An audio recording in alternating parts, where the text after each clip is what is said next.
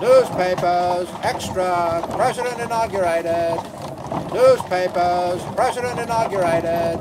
May 1st, 1789, New York Packet. Yesterday at 2 o'clock was solemnly inaugurated into office our illustrious president. The ceremony was begun by a procession from the Federal State House to the President's house. On their arrival, the President joined the procession in his carriage, and the whole procession moved through the principal streets to the State House. When they had reached the State House, the troops opened their ranks, formed an avenue through which, after alighting, the President was conducted to the Senate chamber, where he was received by both branches of Congress and accompanied to the balcony or outer gallery in front of the State House, which was decorated with a canopy and curtains of red streaked with white for the solemn occasion. In this public manner, the oath of office was administered by the Chancellor of State, and the illustrious Washington thereupon declared by the said Chancellor President of the United States, amidst the repeated huzzas and acclamations of a numerous and crowded audience. When Washington arrived in New York for his inauguration that fateful day in April, he had already been on the road for weeks. On April 16th, 1789, Washington wrote in his diary, "About 10 o'clock I bade adieu to Mount Vernon, to private life, to domestic felicity, and with a mind oppressed with more anxious and painful sensations than I have words to express, set out for New York." The journey wasn't cheap. Washington borrowed 600 pounds from a merchant in Alexandria to cover the cost. Nor would it be a quick trip. Everywhere he went, Washington met with a rousing public spectacle. "'Tis Washington's health, fill the bumper all round, for he is our glory and pride." Along the route, Washington rode through garland arches as cannons and guns burst overhead. Toasts were raised to the United States and its new Constitution. In Baltimore, a mounted parade conducted Washington to celebrations featuring speeches, a banquet, and free-flowing wine.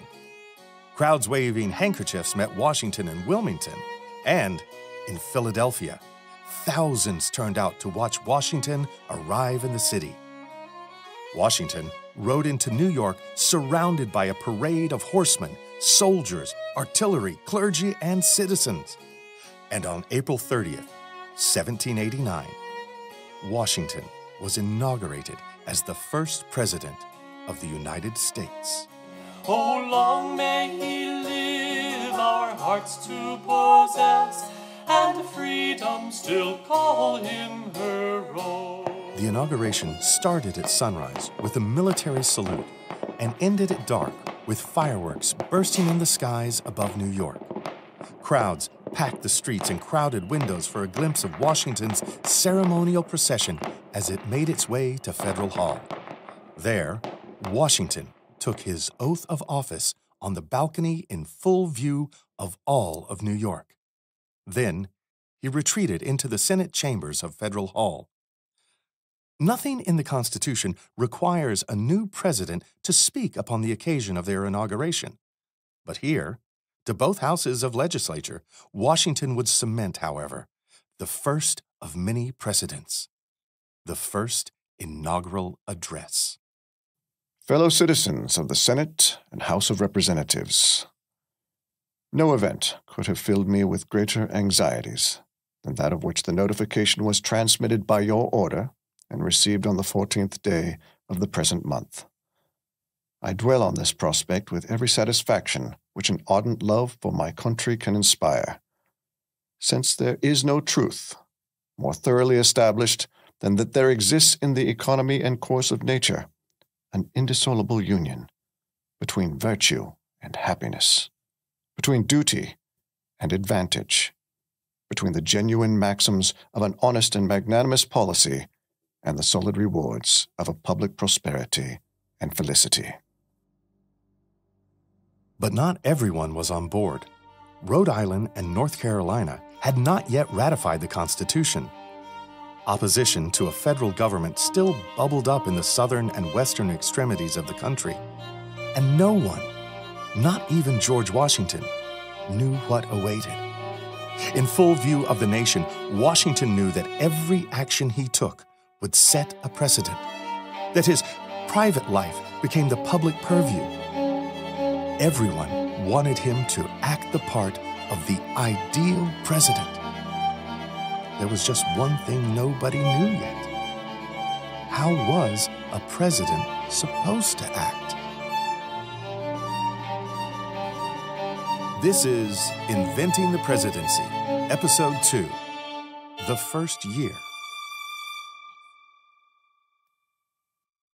If you were to travel back in time to New York City in the 1790s, you might not recognize the place.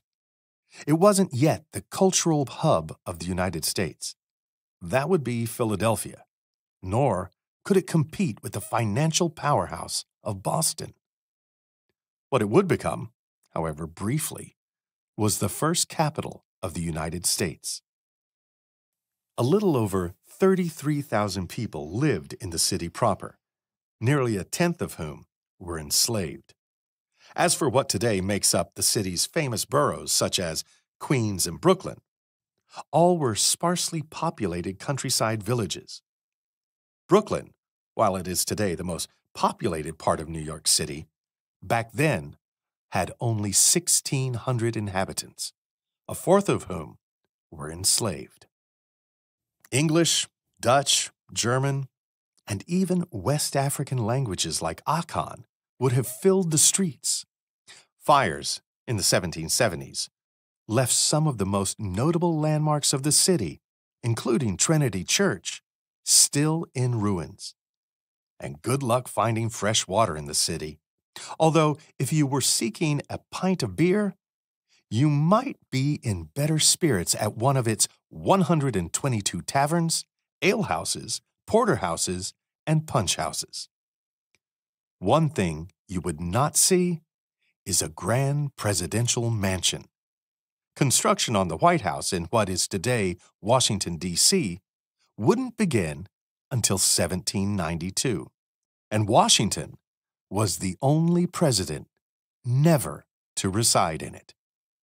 Instead, Congress rented a home from a local merchant named Samuel Osgood at 3 Cherry Street. It was considered at the time the finest available home in New York City, although it would prove rather confined for Washington, his wife, 2 grandchildren, free white servants, enslaved laborers, and the host of secretaries who would rotate in and out of Washington's household over the course of his presidency. Washington's step-grandson would later recall the house was so crowded that 3 of Washington's secretaries shared one room. Congress spent $8,000 outfitting the house to be fit for a president. The niece of Samuel Osgood described it to her friend, Kitty Wister. Every room is furnished in the most elegant manner. I went the morning before the general's arrival to look at it.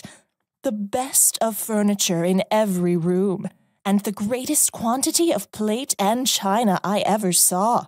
The whole of the first and second stories is papered, and the floors covered with the richest kinds of Turkey and Wilton carpets. There is scarcely anything talked about now but General Washington and the palace. It took a month for Martha to join George, accompanied by their 2 grandchildren, Eleanor Parke Custis, called Nellie, and George Washington Parke Custis, known as Washie. They were the 2 younger children of John Parke Custis, Martha's son from her first marriage, who had died during the war. Nellie was just 10 years old and Washie only 8 when they arrived in New York. Although not biologically related to Washington, they called him their grandpapa. New York was a grand new experience for the young children who had grown up in the rural landscapes of Mount Vernon. Mrs. Washington and the children were greeted by a salute and crowds of people welcoming them to the city, not unlike George's own welcome procession.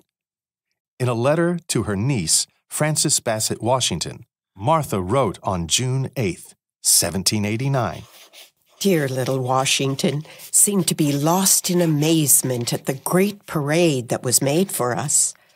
Nellie is a little wild creature and spends her time at the windows, looking at carriages passing by, which is new to her.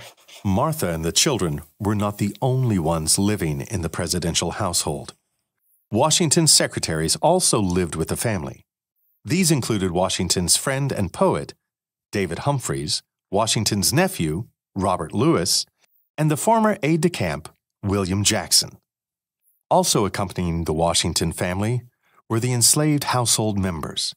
These included Moll, Austin, Giles, Paris, Christopher Shields, Ona Judge, Hercules Posey, and Richmond, Hercules' son. Remember the names Ona Judge and Hercules Posey. They'll be important later. Over the course of the presidency, between 9 and 13 enslaved laborers lived with the Washingtons. Here is Ramin Ganeshram, Executive Director of Westport Museum for History and Culture and author of The General's Cook. For the most part, these enslaved people were largely owned by his wife, Martha. And so just to kind of clarify that, Martha Washington had been previously married to Daniel Parke Custis, who died. And when he died, he left her a considerable estate that included many enslaved people. And those enslaved people remained essentially the property of that estate, available for her use and to be passed along to her children and grandchildren. Here are 9 enslaved people doing works like cook, lady's maid, working at the carriages, what we call postilions or drivers of the carriages. But in total, it was actually about 13 people, not all at one time, but a rotation of about 13 people. It was a full house at 3 Cherry Street, but the house would serve as more than just a residence. It also served as the executive office. Long before there was the Oval Office, there was the spare room at 3 Cherry Street, where Washington and his secretaries, and later his cabinet, would meet to complete their work. And there was much work to be done. One of Washington's first and most pressing acts was the creation of a federal workforce. Each week, Washington wrote letters to Congress with nominations for dozens of new positions. He had to create a treasury from scratch, a judiciary from scratch, departments of war and state from scratch.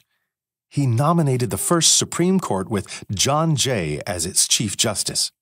He appointed ambassadors, district attorneys, military officers, postmasters, and even lighthouse keepers. At this point in the presidency, there was no presidential cabinet.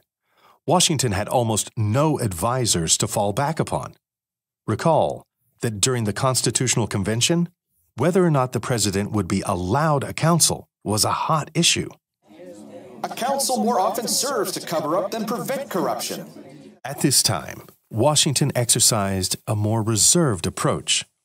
He was content to let the legislature do their work without interference from the executive. And work the legislature did. While the Constitution successfully created a functioning government, much was still to be decided. Even how to address the president became a matter of debate that had to be settled by a congressional committee. Sarah Giorgini, series editor of the Adams Papers at the Massachusetts Historical Society, explains. So essentially what happens is that there's some confusion about what to call the president. We've never seen a president on the world stage. We have George Washington coming in for his swearing in. No one's quite sure what to do. The Senate and the House both form committees to think through what they want to do. The Senate, Adams tries to railroad it a little bit. So he thinks that perhaps Washington should be referred to as something a little grandiose, something that has a little pomp to it. His elective majesty, his mightiness, his highness. All of this sound pretty darn royal, and that's not going to play well. Now, Adams' argument is that you need something that elevates an American leader to the same stature as the European leaders that he's going to deal with. This is a question of legitimacy. How can you credential the United States' number one executive in a way that he can effectively negotiate? His thinking is also a little skewed to what he thinks about the rest of the government. The House is having none of it. This sounds terribly pro-aristocratic, terribly pro-royal, nothing that we just fought a war to end. So it's defeated. And we end up with very simple, plain, homespun President of the United States of America, which I believe is also Washington's first choice. Washington wasn't the only person figuring out a brand new role. Just as Washington was learning what it meant to be president, John Adams had to determine what it meant to be vice president. So essentially, the major role of the vice president is to be president of the Senate. That is explicitly what you're meant to do. What other role you may have is not as clearly defined in the Constitution at all. That is regarded as merely a presidential focus. So things like appointments, foreign policy, domestic matters, judicial appointments, things like that, that's laid out pretty well because the focus is on what's going to happen for the president and how far those powers are going to extend. But the Constitution is pretty quiet on what the vice president should say and do and how he should do it. And in that, there is both a great deal of neglect, but there's a great deal of opportunity. Washington is the soldier, Adams is the statesman. And there is some disparity there to how the two of them think about leading the country, but they know they have to team up to do it. He always knows, probably never more so than in the first year, that he is constantly on the wing in case Washington fails. Washington is so ill, he nearly dies twice his first year in office. And every moment that Washington shows some sign of personal physical weakness, Adams is terrified because he knows he will have to step into that role at a moment's notice. That's right. Before Washington's work could begin, it almost ended entirely.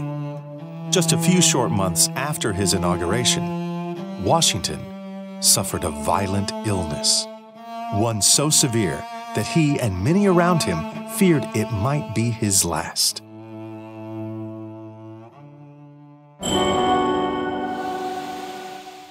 For more on early American history, visit mountvernon.org, where you'll find articles, videos, and quizzes on George Washington and 18th century life. Plus, take a virtual tour of George Washington's Virginia estate, Mount Vernon, and play our online game, Be Washington, to test your leadership skills during pivotal moments in history.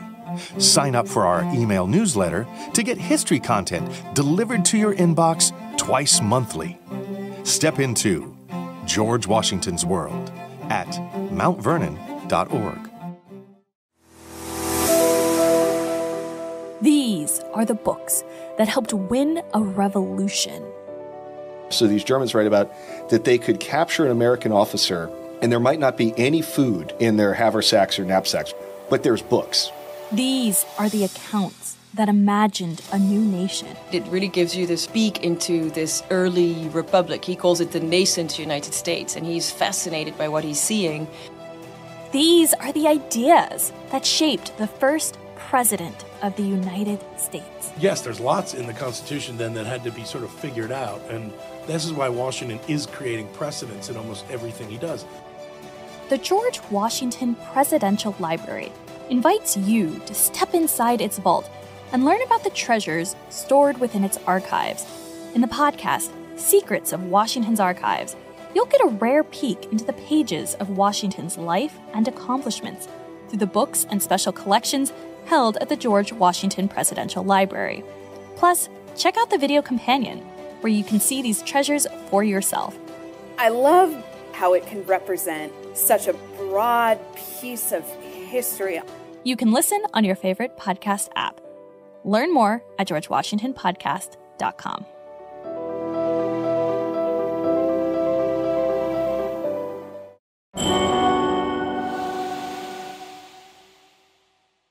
Recall that the presidency was designed with Washington in mind, that its limits and liberties were set with the expectation that he would be the president, that he would be the first, that he would establish the precedent that all other presidents would follow.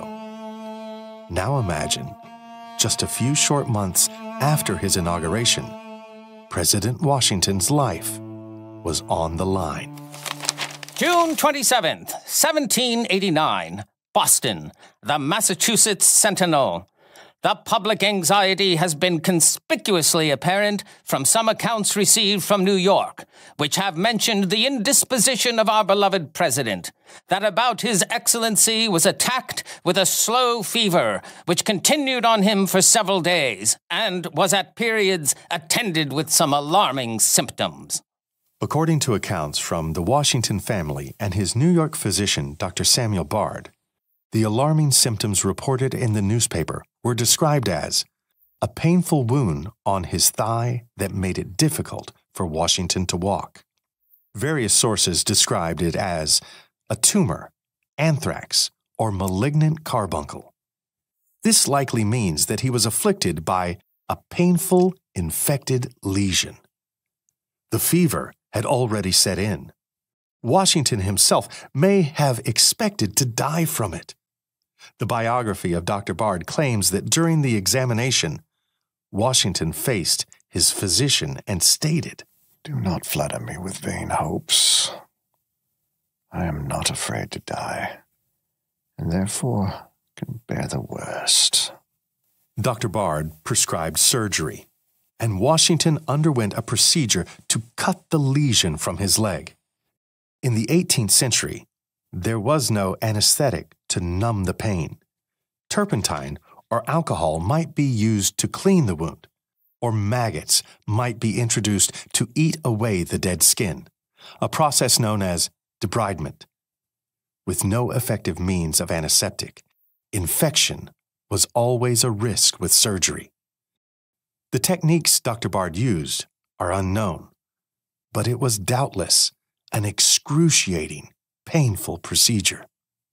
But it worked. Washington slept on his right side for a while, but he quickly returned to his duties. This illness was not the only scare of Washington's 8 years in office.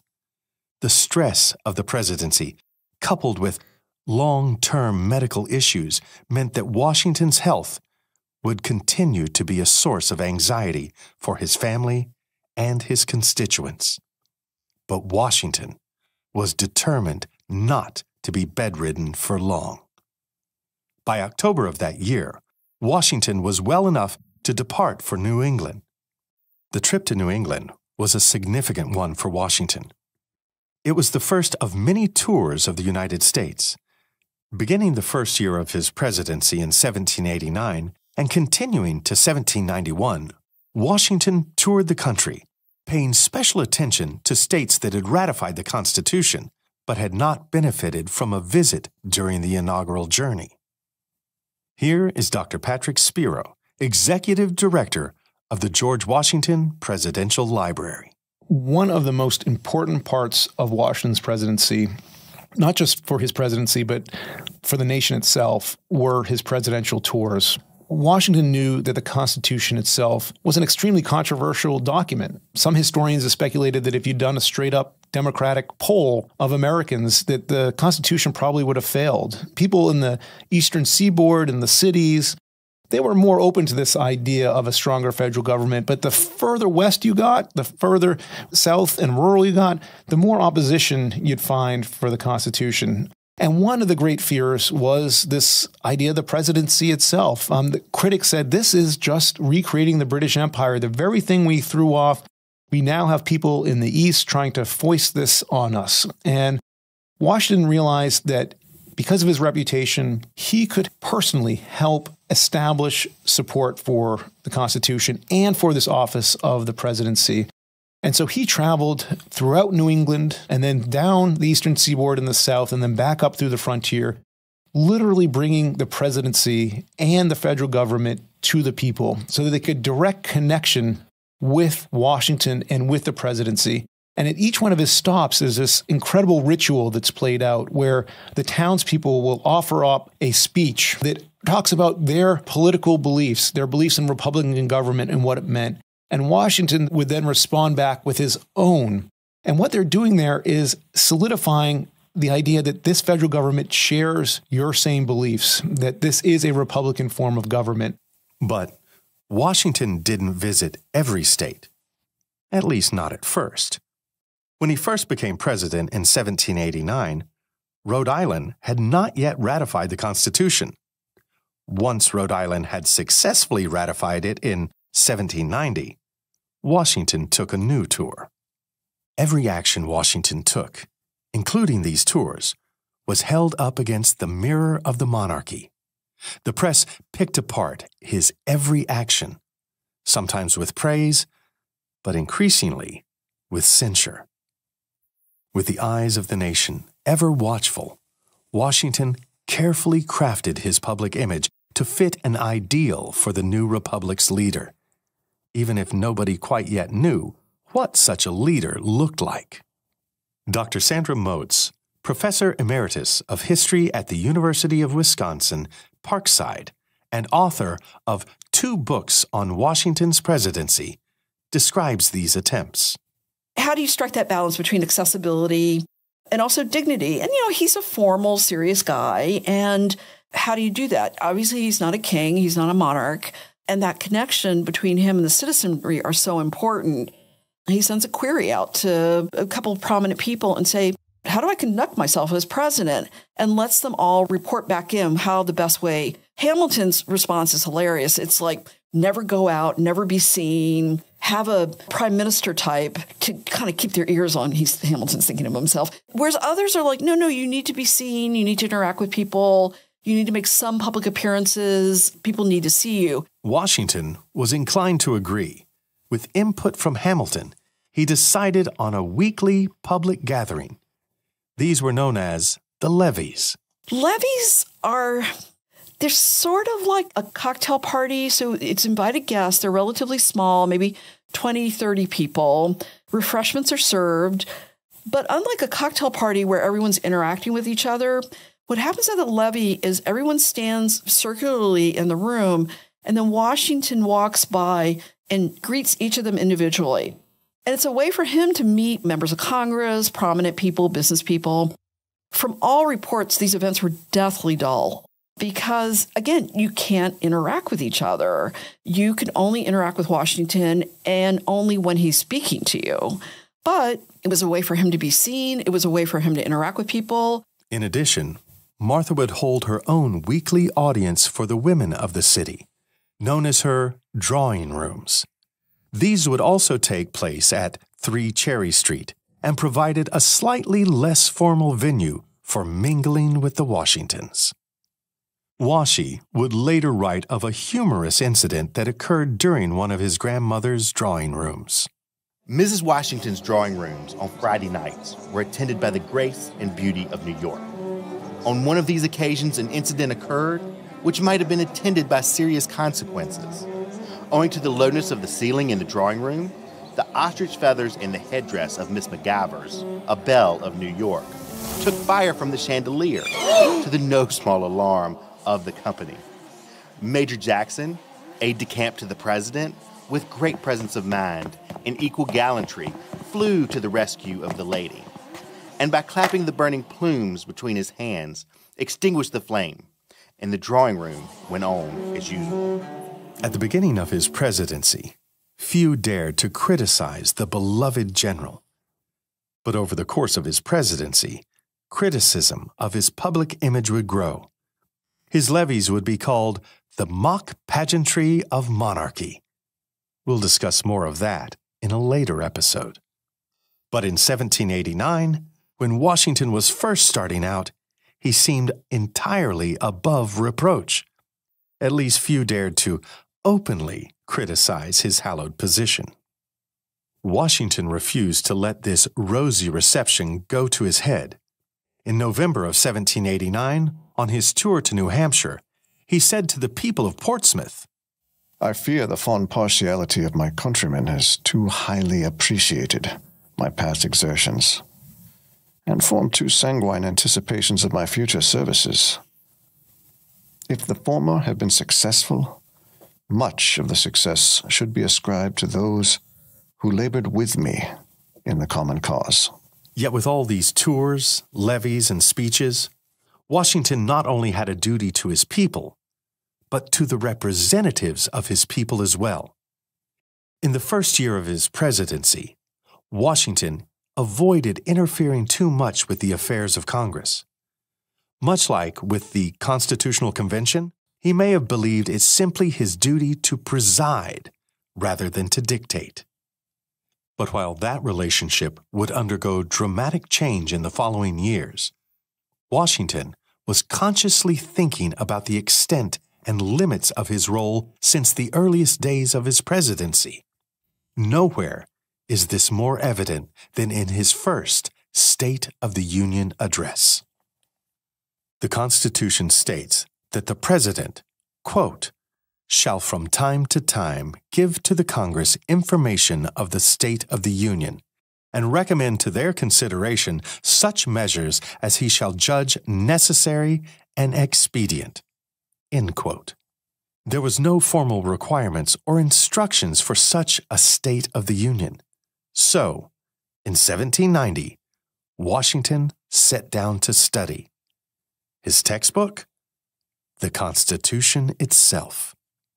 In the margins of the Constitution, Washington scribbled small notes about the powers and requirements of the presidency. For example, in Article 2, Section 2 of the Constitution, it states that the President shall be Commander-in-Chief of the Army and Navy and of the militia of the several states, when called into the actual service of the United States. He may require the opinion in writing of the principal officer in each of the executive departments. He shall have power, by and with the advice and consent of the Senate, to make treaties, provided 2/3 of the senators present occur. Beside this, Washington wrote, President powers. But in Article 2, Section 3, where it states, he shall from time to time give to the Congress information of the state of the Union and recommend to their consideration such measures as he shall judge necessary and expedient.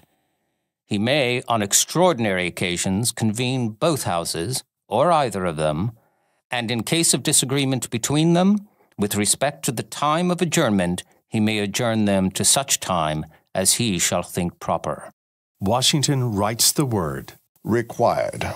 These notes reveal a conscientious and deliberate consideration of the limits and requirements of the presidency.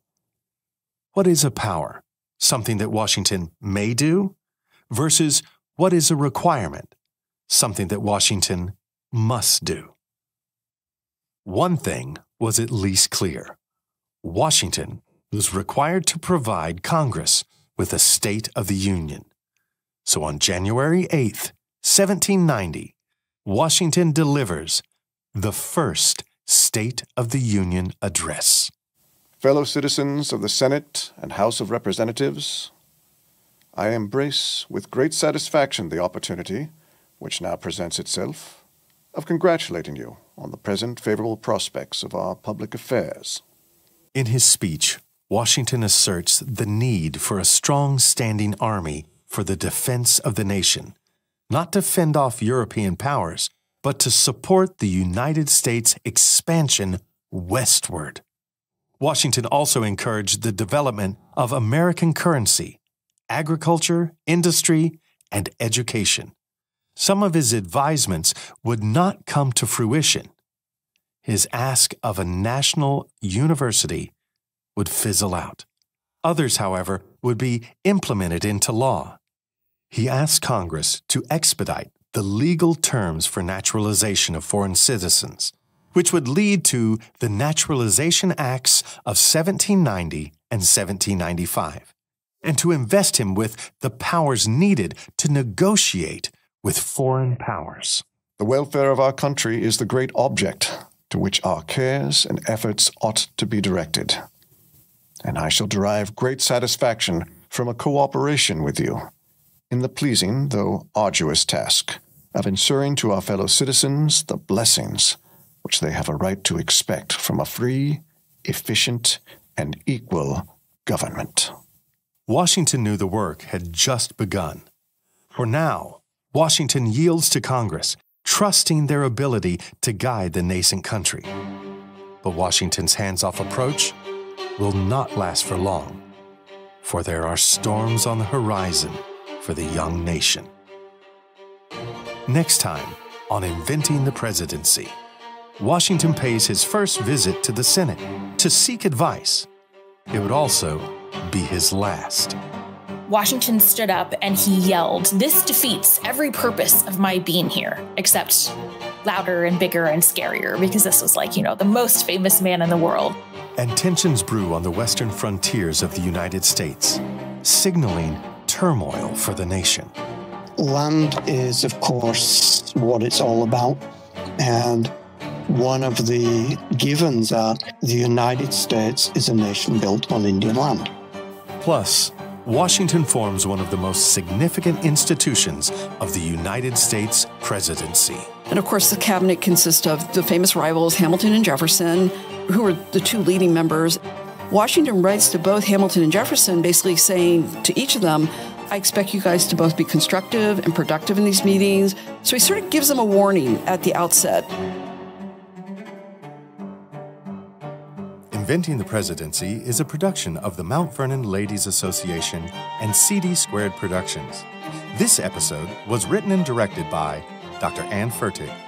Audio production was done by Kurt Dahl of CD Squared Productions. Production assistant was Jacob Cameron. Narration by Tom Plott, with additional voice acting by Dan Shippey, Matt Mattingly, James Ambuski, Adam Irby, Rachel Sampson, and Betty Brown.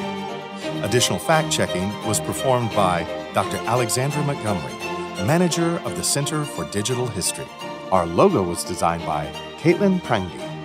We would like to thank our contributing scholars to this episode, Ramin Ganeshram, Dr. Sarah Giorgini, Dr. Patrick Spiro, and Dr. Sandra Motes. To hear more great podcasts from Mount Vernon and the George Washington Presidential Library, visit georgewashingtonpodcast.com or go to www.mountvernon.org.